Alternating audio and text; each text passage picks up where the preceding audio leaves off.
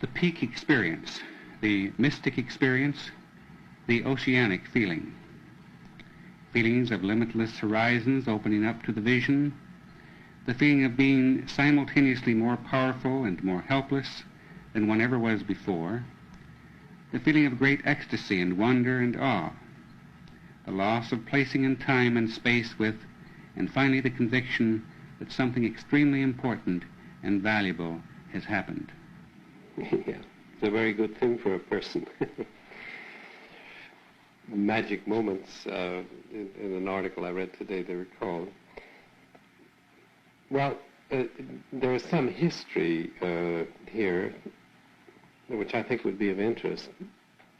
In my subjects at first, what I stumbled across, this I wasn't looking for, were what I had to call mystic experiences. There were reports of such experiences.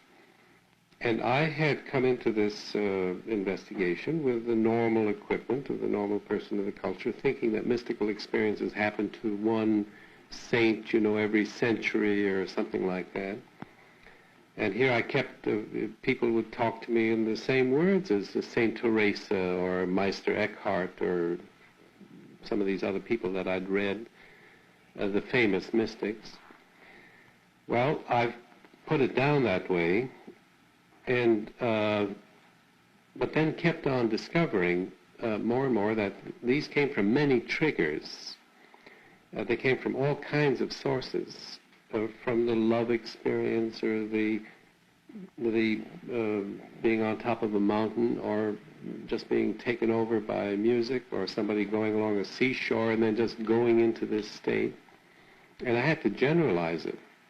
And furthermore, I had to strip it of its traditionally, historically religious, specifically religious meaning, because it turned out not to be. The peak experiences came from many, many things, many triggers. Once I tried to generalize them as anything that moves, anything that comes close to perfection. An experience of perfection will produce a peak experience. Whether in athletics, in one of my subjects, a young man breaking through with the ball into an open field and then running down the field and reporting in the same words that ancient mystics had used. This was a 17-year-old boy. Or totally stumbling across this by the purest accident of women in natural childbirth reporting ecstasies of mystic experiences or peak experiences. So what I want to do is to generalize that. I found since that peak experiences do not occur, they're not the exclusive prerogative of one pantheon of people, but they occur very widely through the population.